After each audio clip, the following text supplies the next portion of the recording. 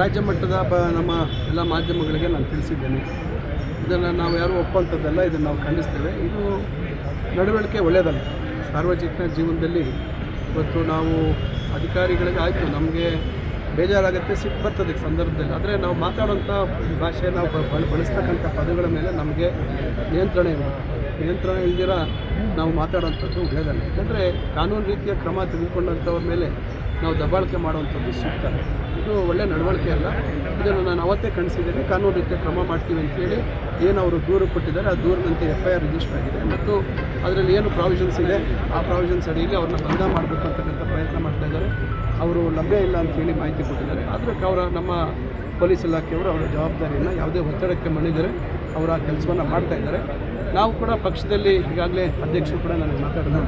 ಅಧ್ಯಕ್ಷರು ಈಗಾಗಲೇ ನೋಟಿಸ್ ಜಾರಿ ಕಾರಣ ಕೇಳಿ ನೋಟಿಸ್ ಬೇಕಾದರೆ ಅವಕಾಶ ಕೊಡಬೇಕು. ಯಾರಿಗೆ ಆಗಲಿ ಏಕಾಏಕಿ ಕ್ರಮ ಮಾಡೋಕ್ಕಾಗಲ್ಲ. ನೋಟಿಸ್ ಕೊಟ್ಟು ನಂತರ ಮುಂದೆ ಏನು ಕ್ರಮ ಅಧ್ಯಕ್ಷರು ತೆಗೆದುಕೊಳ್ತಾರೆ ನೋಡಬೇಕು. ಒಟ್ಟಾರೆಯಾಗಿ ಇದೆಲ್ಲ ನಮಗೆಲ್ಲ ಭಾಳ ನೋವಾಗಿದೆ. ನಾನಂತೂ ಜಿಲ್ಲಾ ಮಂತ್ರಿಯಾಗಿ ಅಧಿಕಾರಿಗಳ ಆತ್ಮಸ್ಥೈರ್ಯ ಕುಗ್ಗುವಂಥ ಕೆಲಸಕ್ಕೆ ನಾನು ಸಹಕಾರ ಕೊಡಲ್ಲ. ಸದಾ ಅವರ ಕೆಲಸ ಸಾರ್ವಜನಿಕರಿಗೆ ಕೆಲಸ ಮಾಡಿದ ಸಂದರ್ಭದಲ್ಲಿ ನಾವು ಕಠಿಣವಾಗಿ ಅವರಿಗೆ ಕಾನೂನಿನ ವ್ಯಾಪ್ತಿ ಒಳಗೆ ಏನು ಹೇಳಬೇಕು ಅದನ್ನು ಹೇಳ್ತೀವಿ. ಆದರೆ ಕಾನೂನು ರೀತಿ ಕೆಲಸ ಮಾಡಿದಂಥವ್ರಿಗೆ ಪ್ರೋತ್ಸಾಹ ಕೊಡುವಂಥದ್ದು ನಮ್ಮ ಕರ್ತವ್ಯ.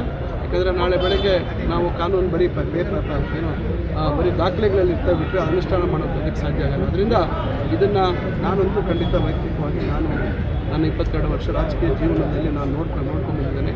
ಈ ರೀತಿಯಾಗಿ ನಡವಳಿಕೆ ಇದು ಯಾರು ಒಪ್ಪುವಂಥದ್ದು. ರಾಜ್ಯ ಮಟ್ಟದ ನಮ್ಮ ಎಲ್ಲ ಮಾಧ್ಯಮಗಳಿಗೆ ನಾನು ತಿಳಿಸಿದ್ದೇನೆ. ಇದನ್ನು ನಾವು ಯಾರೂ ಒಪ್ಪುವಂಥದ್ದಲ್ಲ, ಇದನ್ನು ನಾವು ಖಂಡಿಸ್ತೇವೆ. ಇದು ನಡವಳಿಕೆ ಒಳ್ಳೆಯದಲ್ಲ.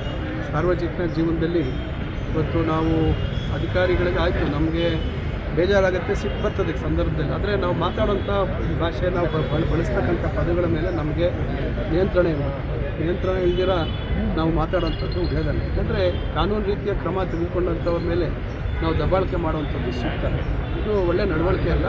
ಇದನ್ನು ನಾನು ಅವತ್ತೇ ಖಂಡಿಸಿದ್ದೇನೆ. ಕಾನೂನು ರೀತಿಯ ಕ್ರಮ ಮಾಡ್ತೀವಿ ಅಂತೇಳಿ ಏನು ಅವರು ದೂರು ಕೊಟ್ಟಿದ್ದಾರೆ, ಆ ದೂರಿನಂತೆ FIR ರಿಜಿಸ್ಟರ್ ಆಗಿದೆ ಮತ್ತು ಅದರಲ್ಲಿ ಏನು ಪ್ರಾವಿಷನ್ಸ್ ಇದೆ ಆ ಪ್ರಾವಿಷನ್ಸ್ ಅಡಿಯಲ್ಲಿ ಅವ್ರನ್ನ ಬಂಧ ಮಾಡಬೇಕು ಅಂತಕ್ಕಂಥ ಪ್ರಯತ್ನ ಮಾಡ್ತಾಯಿದ್ದಾರೆ.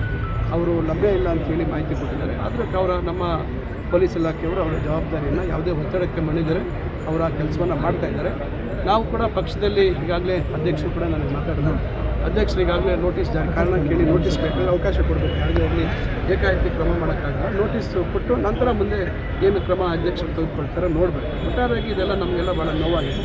ನಾನಂತೂ ಜಿಲ್ಲಾ ಮಂತ್ರಿಯಾಗಿ ಅಧಿಕಾರಿಗಳ ಆತ್ಮಸ್ಥೈರ್ಯ ಕುಗ್ಗುವಂಥ ಕೆಲಸಕ್ಕೆ ನಾನು ಸಹಕಾರ ಕೊಡಲ್ಲ. ಸದಾ ಅವರ ಕೆಲಸ ಸಾರ್ವಜನಿಕರಿಗೆ ಕೆಲಸ ಮಾಡಿದ ಸಂದರ್ಭದಲ್ಲಿ ನಾವು ಕಠಿಣವಾಗಿ ಅವರಿಗೆ ಕಾನೂನಿನ ವ್ಯಾಪ್ತಿ ಒಳಗೆ ಏನು ಹೇಳಬೇಕು ಅದನ್ನು ಹೇಳ್ತೀವಿ. ಆದರೆ ಕಾನೂನು ರೀತಿ ಕೆಲಸ ಮಾಡಿದಂಥವ್ರಿಗೆ ಪ್ರೋತ್ಸಾಹ ಕೊಡುವಂಥದ್ದು ನಮ್ಮ ಕರ್ತವ್ಯ. ಯಾಕಂದರೆ ನಾಳೆ ಬೆಳಗ್ಗೆ ನಾವು ಕಾನೂನು ಬರೀ ಬರೀ ದಾಖಲೆಗಳಲ್ಲಿ ಇರ್ತಾ ಬಿಟ್ಟರೆ ಅನುಷ್ಠಾನ ಮಾಡೋದಕ್ಕೆ ಸಾಧ್ಯ ಆಗಲ್ಲ. ಅದರಿಂದ ಇದನ್ನು ನಾನಂತೂ ಖಂಡಿತ ವೈಯಕ್ತಿಕವಾಗಿ ನನ್ನ 22 ವರ್ಷ ರಾಜಕೀಯ ಜೀವನದಲ್ಲಿ ನಾನು ನೋಡ್ಕೊಂಡಿದ್ದೇನೆ. ಈ ರೀತಿಯಾಗಿ ನಡವಳಿಕೆ ಇದು ಯಾರು ಒಪ್ಪುವಂಥದ್ದು.